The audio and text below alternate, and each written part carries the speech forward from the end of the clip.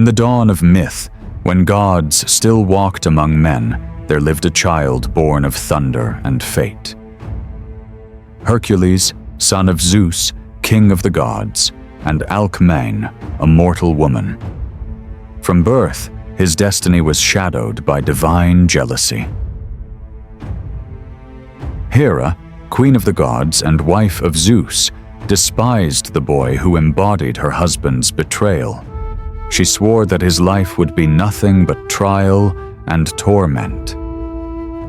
Even as an infant, Hercules showed strength beyond mortal imagining. Strangling serpents Hera sent to kill him in his cradle.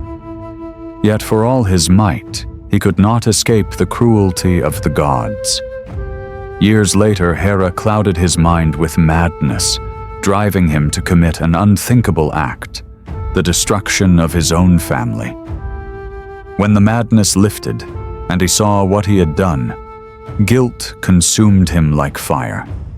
To atone for his sins, Hercules sought the oracle of Delphi, whose voice spoke for the will of the gods. She commanded that he serve his cousin, King Eurystheus, a cowardly and petty man who feared Hercules' strength.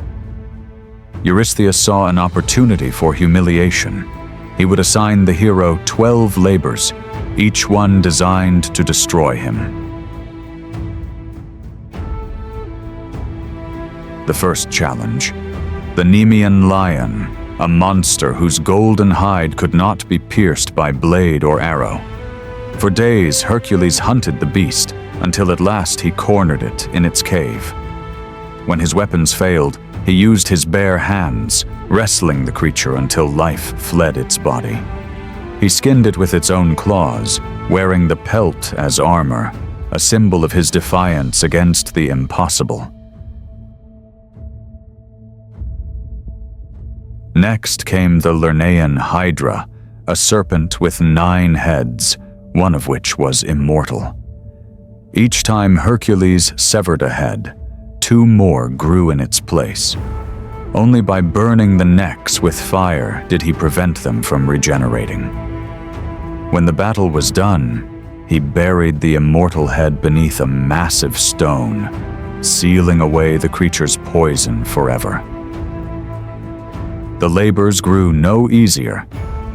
He chased the Ceryneian hind, sacred to Artemis, across mountains and forests for a year, careful not to harm it. He captured the Erymanthian boar, a beast that terrorized villages, dragging it alive back to the king's court. Then came a challenge of cunning rather than strength, the Augean stables. For 30 years, the stables of King Augeas had not been cleaned, filled with the filth of thousands of animals. Hercules, rather than shoveling the endless muck, redirected 2 mighty rivers through the stables, washing them clean in a single day. Even the gods marveled at his wit. Next, he faced the Stymphalian birds, whose iron feathers could pierce armor. He frightened them away with the sound of clashing bronze. He subdued the Cretan bull, father of the Minotaur, tamed the man-eating mares of Diomedes, and claimed the girdle of Hippolyta, queen of the Amazons, though the victory came at a cost. Through Hera's deception, blood was shed among the warrior women. He sailed to the ends of the world to steal the cattle of Geryon, slaying the giant with his bow. He tricked Atlas, who bore the heavens on his shoulders, into retrieving the golden apples of the Hesperides.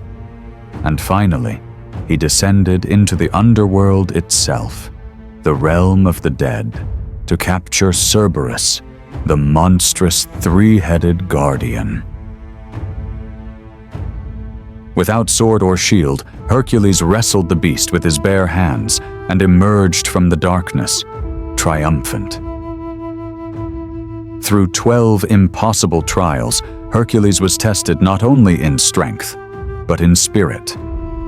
Each labor stripped him of pride, forcing him to confront his rage, his pain, and his humanity. He learned that redemption is not a gift from the gods, it is something earned through suffering and perseverance. When his mortal life drew to an end, and he lay upon a pyre of flame, the fire consumed his body but freed his divine soul. The gods at last took pity. Hera's hatred was quenched, Zeus welcomed his son home, and so Hercules ascended to Olympus, a mortal no longer, but a god who had earned his place among the stars.